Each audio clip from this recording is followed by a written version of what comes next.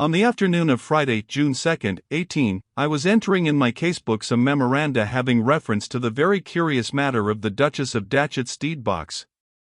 It was about 2 o'clock. Andrews came in and laid a card upon my desk. On it was inscribed, Mr. Paul Lessingham. "Show Mr. Lessingham in." Andrews showed him in. I was, of course, familiar with Mr. Lessingham's appearance, but it was the first time I had had with him any personal communication.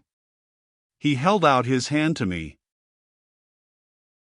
"You are Mr. Champnell?" "I am." "I believe that I have not had the honor of meeting you before, Mr. Champnell, but with your father, the Earl of Glenlivet, I have the pleasure of some acquaintance." I bowed. He looked at me, fixedly, as if he were trying to make out what sort of man I was. "You are very young, Mr. Champnell." I have been told that an eminent offender in that respect once asserted that youth is not of necessity a crime. "And you have chosen a singular profession, one in which one hardly looks for juvenility. You yourself, Mr. Lessingham, are not old.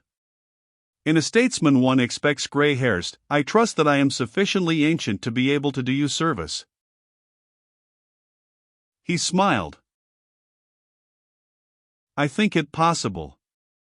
I have heard of you more than once, Mr. Champnell, always to your advantage.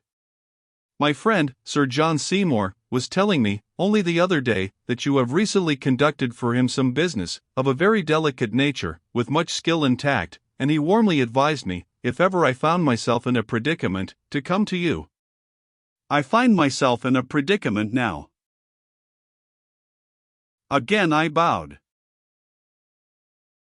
"A predicament, I fancy, of an altogether unparalleled sort. I take it that anything I may say to you will be as though it were said to a father confessor." "You may rest assured of that." "Good, then, to make the matter clear to you I must begin by telling you a story, if I may trespass on your patience to that extent.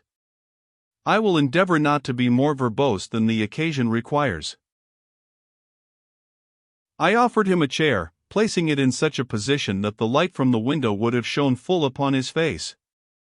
With the calmest possible air, as if unconscious of my design, he carried the chair to the other side of my desk, twisting it right round before he sat on it, so that now the light was at his back and on my face. Crossing his legs, clasping his hands about his knee, he sat in silence for some moments, as if turning something over in his mind. He glanced round the room. "I suppose, Mr. Champnell, that some singular tales have been told in here." "Some very singular tales indeed. I am never appalled by singularity. It is my normal atmosphere."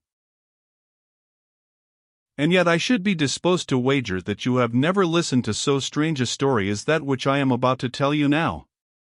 So astonishing, indeed, is the chapter in my life which I am about to open out to you, that I have more than once had to take myself to task, and fit the incidents together with mathematical accuracy in order to assure myself of its perfect truth." He paused. There was about his demeanor that suggestion of reluctance which I not uncommonly discover in individuals who are about to take the skeletons from their cupboards and parade them before my eyes.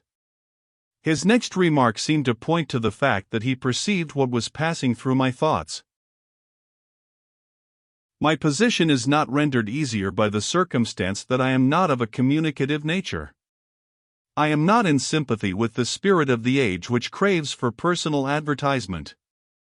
I hold that the private life even of a public man should be held inviolate. I resent, with peculiar bitterness, the attempts of prying eyes to peer into matters which, as it seems to me, concern myself alone. You must, therefore, bear with me, Mr. Champnell, if I seem awkward in disclosing to you certain incidents in my career which I had hoped would continue locked in the secret depository of my own bosom, at any rate till I was carried to the grave.